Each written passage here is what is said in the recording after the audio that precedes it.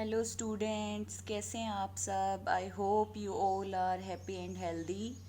In our previous videos we have discussed about the agriculture practices including preparation of soil, sowing, adding fertilizer and manure, irrigation and removing weeds. So the next agriculture practice is harvesting. ठीक है। Harvesting का मतलब क्या होता है? Harvesting means कटाई। ठीक है। तो क्या होता है कि नॉर्मली 3 और 4 मंथ्स के बाद आपकी जो क्रॉप होती है वो मैच्योर हो जाती है। मैच्योर मतलब पक जाती है। ठीक है। तो क्या करते हैं आप, या जो आपकी ग्रीन क्रॉप है वो मेनली किस में कन्वर्ट हो जाती है? गोल्डन येलो कलर में by the end of the 3rd या 4th मंथ्स।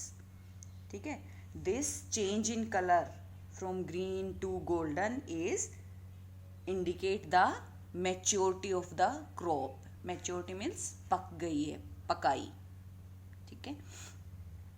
तो उसके बाद हम क्या करते हैं? The cutting and gathering of the matured food crop is called harvesting. कि जब आपकी फसल पक गई है तो उसको काटना और इकट्ठा करना, ठीक है, इस प्रोसेस को बोलते हैं हार्वेस्टिंग। ठीक है। अब देखो, हार्वेस्टिंग जो है वो डिफरेंट डिफरेंट क्रॉप्स जो होती है उसका डिफरेंट डिफरेंट तरीके से होता है। ठीक है। जैसे आपकी जो गेहूं होता है, गेहूं की जो क्रॉप होती है, फसल होती है, उसको बिल्कुल हम जड़ के पास से काटते हैं। जबकि जो सरसों की क्रॉप होती है उसको हम क्या करते हैं, ऊपर जो लीव्स या जो उसकी सीड्स जो हिस्सा होता है वहाँ से काटते हैं, नीचे का हिस्सा छोड़ देते हैं। ठीक है। तो डिफरेंट डिफरेंट क्रॉप्स को हार्वेस्ट करने का जो तरीका होता है वो क्या होता है? अलग अलग होता है। जैसे उसी तरह से जो गेहूं और राइस दोनों को हम बिल्कुल जड़ के पास से काटते हैं। ठीक है। तो उसके बाद हार्वेस्ट हार्वेस्ट का क्या मतलब होता है? कटिंग। कटिंग और गैदर करने के बाद जो नेक्स्ट स्टेप होता है that is called threshing. Threshing का क्या मतलब होता है? जो आपके जनरली सीड्स होते हैं वो क्या होते हैं? एक कवर जो होता है गेहूं की का, एक कवर होता है जिसके अंदर स्टोर होता है। तो अब जो सीड है उसको उस कवर से अलग करने का जो प्रोसेस होता है उसको बोलते हैं थ्रेशिंग। थ्रेसिंग क्या होता है? वो प्रोसेस होता है जिसमें फूड जो ग्रेन है उसको हम क्या करते हैं? हार्वेस्टेड क्रॉप से अलग करते हैं। मतलब हमने गेहूं की फसल है उसको यहाँ से काट लिया है। ठीक है। ऊपर क्या है? उसके बीज हैं। ठीक है। बीज हैं, वो एक कवर में अंदर क्लोज है। तो उन बीज को बाकी जो फूड है, बाकी जो क्रॉप है उससे अलग करने का जो प्रोसेस होता है उसको बोलते हैं थ्रेशिंग। ठीक है। पुराने टाइम में थ्रेशिंग जो है, आजकल क्या करते हैं कि थ्रेस मशीन आती है जिसको हम थ्रेसर बोलते हैं, उससे डायरेक्ट जो आपके पास कवर होता है जो सीड का उसको अलग कर लेते हैं और जो सीड है उसको अलग कर लेते हैं। जो हिस्सा कवर जो है उसको जो अलग करते हैं उसको हम बोलते हैं काफ। काफ का मतलब क्या होता है? भूसा। भूसा किस में इस्तेमाल होता है? ये आपकी जो एनिमल्स होते हैं उनका फूड होता है, और सीड्स हैं वो हम अलग कर लेते हैं। तो that process is known as threshing. Threshing क्या होता है? The process of beating out the grains from the harvested crop plant is called threshing. Threshing is done to take out the grains from its outer covering called chaff. ठीक है। उससे अलग करने का जो प्रोसेस होता है वो होता है थ्रेशिंग। पुराने टाइम में जो थ्रेशिंग थी वो कैसे की जाती थी कि जो फूड ग्रेन्स हैं जिनको हमने कटाई कर ली है उसको फैला दिया जाता था, और उसके ऊपर से जो कैटल्स हैं जैसे बेफेलो है, बुलक है और कैमल है, उनको उसके ऊपर से चलाया जाता था कि उनकी जो फुट है उनकी वजह से जो आपके पास क्या थे, जो कैटल्स हैं वो हार्वेस्टेड क्रॉप जो है उसको क्या कर देते थे, उसकी जो कवर है वो टूट जाता था, तो जिससे सीड्स हैं और जो काफ है वो अलग हो जाते थे। अब उसके बाद फिर ये थ्रेसिंग का प्रोसेस करने के बाद फिर क्या करते थे कि उस क्रॉप को उठा के और फिर that next process was winnowing. लेकिन आजकल क्या होता है कि मोस्टली थ्रेशर को इस्तेमाल करते हैं, तो जो भूसा है और जो बीज है वो पहले ही सेपरेट आउट हो जाते हैं। लेकिन पुराने टाइम में जब जो आपके केटल्स है उनके फुट से जब वो अलग होते थे बीज और जो भूसा है, उसके बाद उसको विनोविंग, विनोइंग मतलब एक ऊंचे से उस पे खड़े हो जाते थे ऊंचाई पे, और धीरे धीरे धीरे हवा के साथ साथ उस क्या करते थे क्रॉप है उसको हिला हिला के गिराते थे। तो हवा चलती थी तो जो काफ होता है, जो ये भुस्सा होता है वो क्या होता है हल्का होता है, तो वो थोड़ी सी दूर जाके गिरता, और बीज क्या होते हैं भारी बिल्कुल नीचे की तरफ गिरते हैं। तो इस तरीके से किसको अलग किया जाता था, काफ और सीड्स को। ठीक है, तो उसके बाद थ्रेशर का इस्तेमाल किया जाता है, और उसके बाद जो लास्ट प्रोसेस होता है दैट इज विनोविंग। ठीक है, थ्रेसिंग जो है उससे हम क्या करते हैं, ड्राइड ग्रेन्स जो है उसको अलग कर लेते हैं from their covering, and the process of separating grain from chaff and hay का मतलब भी भूसा जो होता है, हे का मतलब भी भूसा ही होता है, with the help of wind is called winnowing. ठीक है, तो इसमें क्या होता है, इस प्रोसेस के बाद आपका क्या होता है, जो सीड्स हैं वो क्या हो जाते हैं, अलग हो जाते हैं। ओके, सो नाउअडेज ए मशीन कॉल्ड कॉम्बाइन, कॉम्बाइन एक मशीन होती है जिसका इस्तेमाल किया जाता है वीट क्रॉप जो है उसको, या सीरियल जो क्रॉप्स होती हैं वीट पैडी, उनको हार्वेस्ट करने के लिए। ये आपके पास ऐसा स्टेप होता है जिसमें आपके पास हार्वेस्ट और थ्रेशर दोनों जो स्टेप्स हैं वो क्या हो जाते हैं, एक साथ ही हो जाते हैं। ये कुछ इस तरीके की आपके पास एक मशीन होती है जो आपके प्लांट्स हैं उनको क्या करती है, बिल्कुल जड़ से ही काट देती है, हार्वेस्ट भी कर देती है ये उसको, और थ्रेशर जो है थ्रेश भी कर देती है।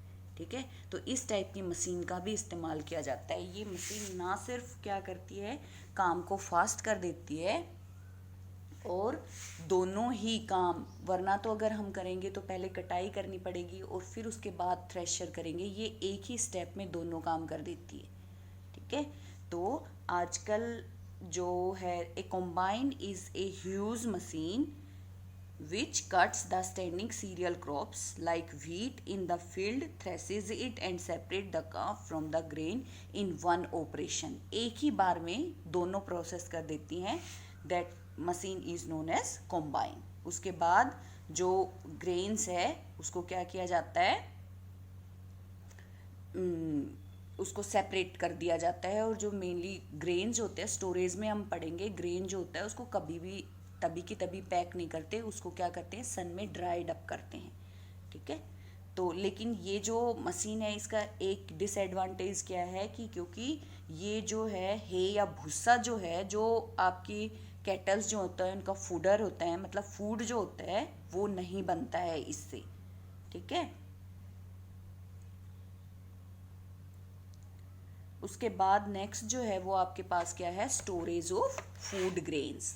तो क्या होता है, आफ्टर द हार्वेस्टिंग जो फूड ग्रेन्स होती हैं उनको क्या किया जाता है, स्टोर करना का जो प्रोसेस होता है वो बहुत इम्पोर्टेंट होता है और बहुत केयरफुली करना होता है। क्योंकि अगर आप फूड ग्रेन्स हैं उनको क्या किया जाता है, सेफ स्टोरेज के लिए क्या किया जाता है, सबसे पहले उसको सनलाइट में क्या किया जाता है, 2-3 डेज के लिए अच्छे से सुखाया जाता है, क्यों, टू रिड्यूस देयर मॉइस्चर।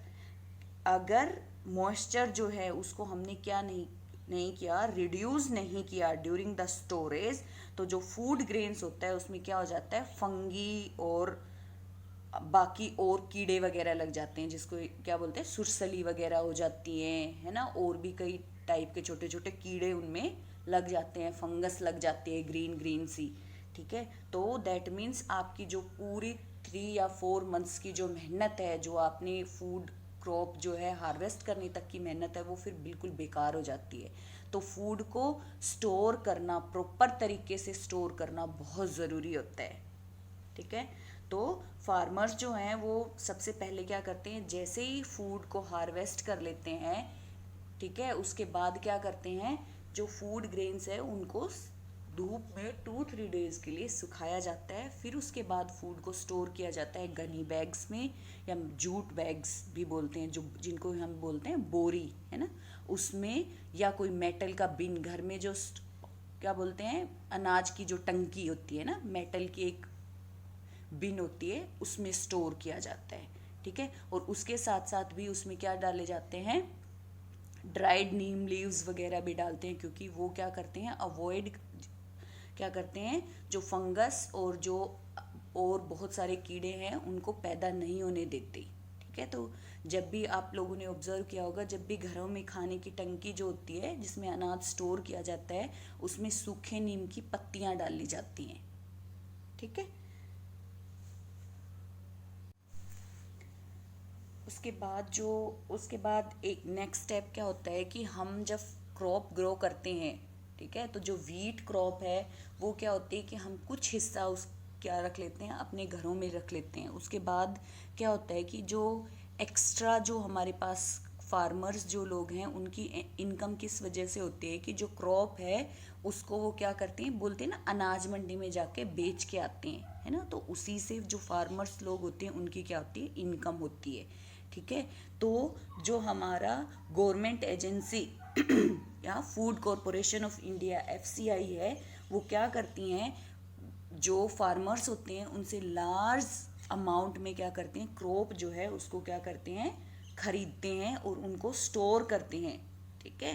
तो ताकि वो क्या कर सके कि थ्रू आउट द ईयर अगर कोई भी फूड जो है, क्योंकि सब लोग फूड जो है वो ग्रो नहीं कर सकते, तो जो लोग हैं, इंडिया के जो लोग हैं, उनको सब तक फूड पहुंचे, वो जिम्मेदारी किसकी होती है, सरकार की होती है। तो वो फार्मर्स से क्या करते हैं, फूड जो है उनको क्या करते हैं, बाय करते हैं, और उसके बाद क्या करते हैं, पूरे इंडिया में जो लोग क्रॉप ग्रो नहीं करते उन तक फूड पहुंचाते हैं। ठीक है। तो लार्ज स्केल पे जो फूड है वो किस तरीके से स्टोर किया जाता है, उसी तरह से गनी बैग्स जो होते हैं उनमें स्टोर किया जाता है। और एक क्या होते हैं, ग्रेन सिलोस होते हैं, बहुत बड़े बड़े मेटल के बिन होते हैं, उनमें स्टोर किए जाते हैं।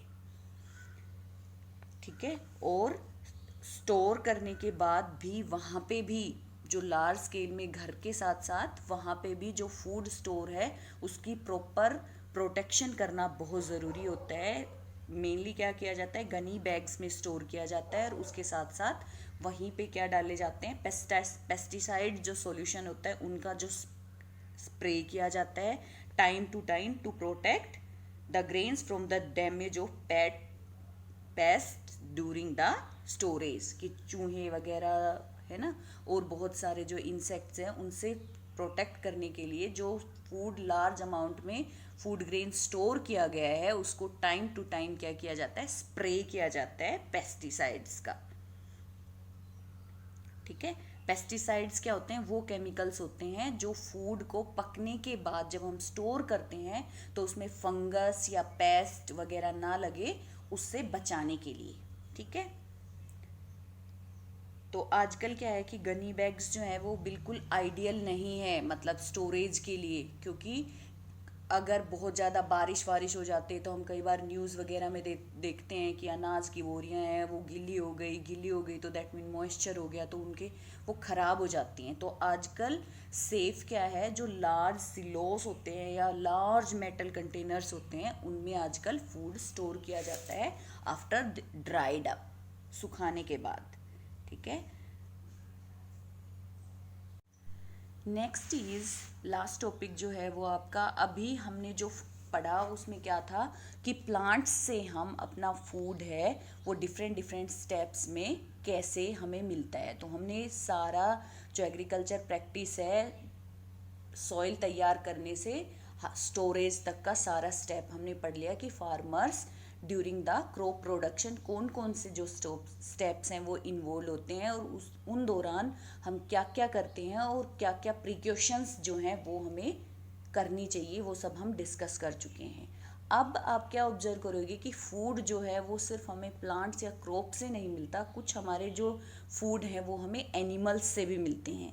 तो फूड फ्रॉम एनिमल्स, तो एनिमल्स से हमें कौन कौन से फूड मिलते हैं? मिल्क है, एग है और मीट है। ठीक है, तो हम डिफरेंट डिफरेंट फूड्स के लिए डिफरेंट डिफरेंट एनिमल्स पे क्या है, डिपेंड है। मेनली एनिमल्स से जो हमें फूड मिलता है which is rich in protein. Crops जो है उनसे हमारी बॉडी को मिलता है कार्बोहाइड्रेट्स, लेकिन मेनली प्रोटीन के लिए हम किस पे डिपेंड है? एनिमल्स पे डिपेंड है। ओके,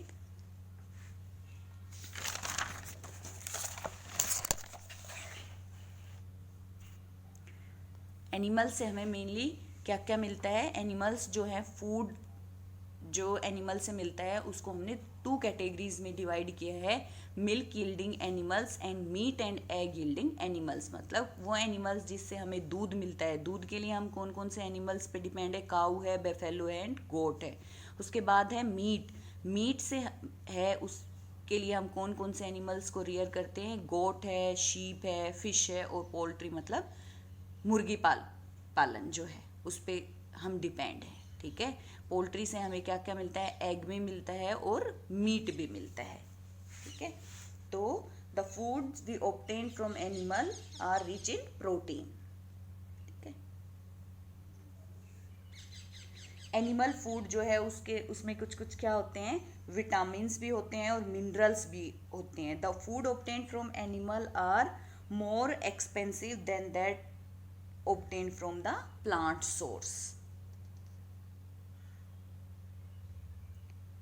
घी, उसके बाद जो मिल्क यील्डिंग एनिमल है उससे हमें क्या? मिल्क से सिर्फ हम मिल्क ही नहीं, मिल्क से अदर डेयरी प्रोडक्ट भी जैसे घी है, कर्ड है, चीज़ है, बटर है, ये सब भी फिर हम क्या बनाते हैं? मिल्क से ही बनाते हैं। ठीक है, तो इसके अलावा एक और एनिमल है जो हनी है। ठीक है, वो हमें किससे मिलता है? हनी बीज से मिलता है। ठीक है, तो ये कुछ फूड आइटम्स हैं जिनके लिए हम किस पे डिपेंड है? एनिमल्स पे डिपेंड है। उसके बाद है एनिमल हस्बेंड्री। एनिमल हस्बेंड्री जो है वो भी आपके पास एक एग्रीकल्चर की ही ब्रांच है, जिसमें एनिमल हस्बेंड्री को बोलते हैं पशुपालन, जिसमें हम एनिमल्स हैं उनको क्या प्रोवाइड करवाते हैं? फूड प्रोवाइड करवाते हैं, शेल्टर, उनकी हेल्थ है उनका प्रॉपर ध्यान रखते हैं, ब्रीडिंग मतलब उनकी अच्छी नस्ल, ठीक है, का भी ध्यान रखते हैं, उनको अपने घर पे पालते हैं ताकि हम उनसे बेनिफिट्स ले सके, benefits in the terms of milk और मीट। तो that process is known as animal husbandry. मतलब पशुपालन जो है उसका अगर आपसे बताऊं तो मतलब क्या होता है कि एनिमल हस्बेंड्री वो प्रोसेस है जिसमें हम एनिमल्स की टेक केयर करते हैं और बदले में हमें उनसे जो प्रोडक्ट मिलते हैं हम उनका इस्तेमाल करते हैं। So that is known as animal husbandry. ठीक है, तो पशु जब हम पालते हैं तो हम किन किन बातों का ध्यान रखते हैं? उनको हम प्रोवाइड करते हैं प्रॉपर फीडिंग, मतलब अच्छा खाना प्रोवाइड करते हैं, क्योंकि अगर हम अच्छा खाना देंगे तो ही वो हमें क्या देंगे? हेल्दी प्रोडक्ट्स देंगे। अगर हम जो अपनी गाय भैंस वगैरह है उनको अच्छे से खाना नहीं देंगे तो वो अच्छे से क्या नहीं मिलेगा? हमें दूध नहीं मिलेगा। ठीक है, तो प्रॉपर फीडिंग देना बहुत ज़रूरी होता है। प्रॉपर शेल्टर, प्रॉपर मतलब उनको धूप से, बारिश से अच्छे से बचा के रखना चाहिए। उसके बाद prevention and cure of animal disease, तो अगर बीमार वगैरह हो जाती है तो उनका प्रॉपर इलाज करवाना भी बहुत ज़रूरी होता है। ठीक है, तो दैट इज़ एनिमल हस्बेंड्री। अब एक और क्या है कि मेनली जो कोस्टल एरियाज़ में जो लोग रहते हैं वो किसको रियर करते हैं? फिश को रियर करते हैं फॉर देयर फूड, क्योंकि जो कोस्टल एरिया में लोग रहते हैं वो क्या करते हैं? फार्मिंग वगैरह नहीं करते, वो किस पे डिपेंड होते हैं? मछली पालन। ठीक है, फिश को रियर करते हैं और वो उनको फिश को क्या करते हैं? रियर करते हैं, फिर उनको शेल करते हैं और उसी को ही वो जो फिश है उसी को ही एज ए फूड इस्तेमाल करते हैं। फिश जो है वो भी एक मेजर पार्ट होता है उनकी डाइट का। ठीक है, उसके साथ साथ जो फिश होता है वो भी क्या होता है? रिच इन प्रोटीन होता है। ठीक है, तो ये कुछ ऐसे आपके पास फूड आइटम्स हमने डिस्कस किए जो हम किससे मिलते हैं, हमें एनिमल्स से मिलते हैं, ठीक है। तो इसी के साथ आपका जो ये चैप्टर है ये हमने सारा कवर कर लिया है, ठीक है। तो जब नेक्स्ट वीडियो होगा उसमें हम आपका नेक्स्ट चैप्टर शुरू करेंगे। तो आज के लिए इतना ही। Thank you very much.